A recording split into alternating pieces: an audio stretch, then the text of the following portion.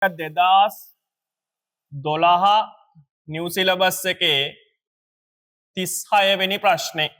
ප්‍රශ්නාංකත් ලියා ගන්න. 2012 New syllabus එකේ 36 වෙනි ප්‍රශ්නේ. මේක ක්‍රම දෙකකට හදන්න පුළුවන්. 10යි ඕම් ප්‍රතිරෝධය හරහා ධාරාව. මෙතන 9යි වෝල්ට් R සමානයි බිඳුව. මේක ගත්තොත් 10යි ඕම්. හරි. මේක මෙහෙම ඇවිල්ලා මෙතන තියෙනවා 30යි ඕම් කියලා ප්‍රතිරෝධයක්. මේකෙදි ගත්තට පස්සේ මේක මෙහෙම. හරි. 6යි වෝල්ට් R සමානයි බිඳුව.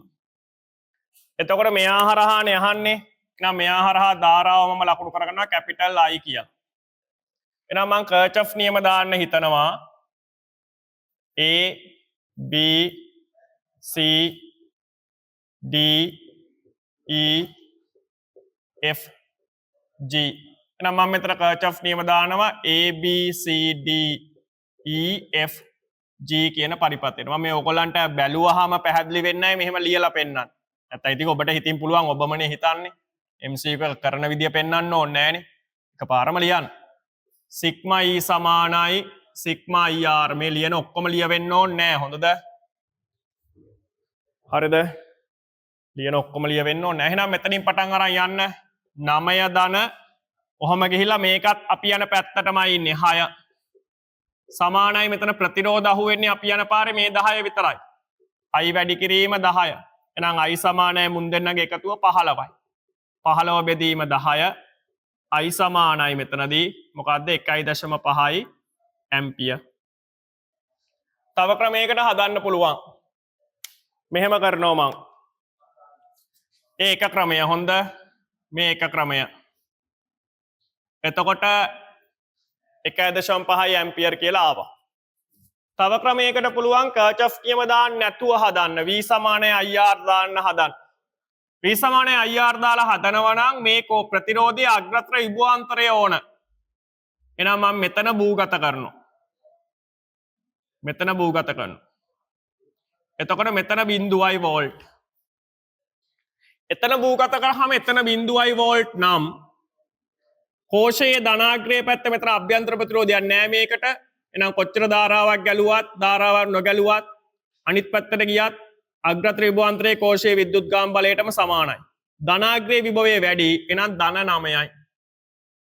මෙන්න මෙතන සම්බන්ධකම්බිය නිසා විභව බැස්මක් නැහැ. ධන 9යි වෝල්ට්. මෙයා හරහා කියන්න බෑ මෙයා හරහා ගන්න ධාරාව දන්නේ නැති නිසා මෙතනට එනවා. ධන 9යි වෝල්ට්.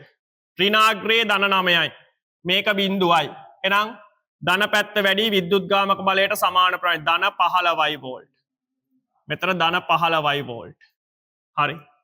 මෙතන ගත්තට පස්සේ ධන 15යි වෝල්ට්. ධන 15යි වෝල්ට්. දැක්කයි. එහෙනම් දෙක ක්‍රමය හදනවා.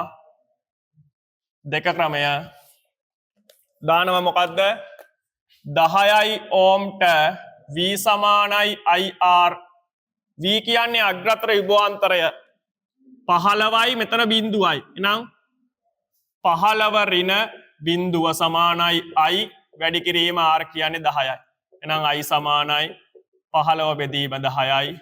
I සමානයි 1.5 ඇම්පියර්. ওই භූගත කිරීම මම වෙනම කියලා දුන්නා. හරිද? සමහරක් ළමයින්ට මේ ඒක ගැටලුවක් නිසා අර කළුතර පන්තියේ ඒක කරනකොට ඒ කොටස වීඩියෝ කරලා වෙනම භූගත කිරීම කියලා වීඩියෝ එකක් ඇති. අවශ්‍ය නම් ඒක ඉල්ලගෙන හරි බලන්න. හරිද? ඒක ඉල්ලගෙන හරි බලන්න භූගත කිරීම ගැටලුවක් තියෙනවා නම්. හරි. ඉක්මන් කරන්න.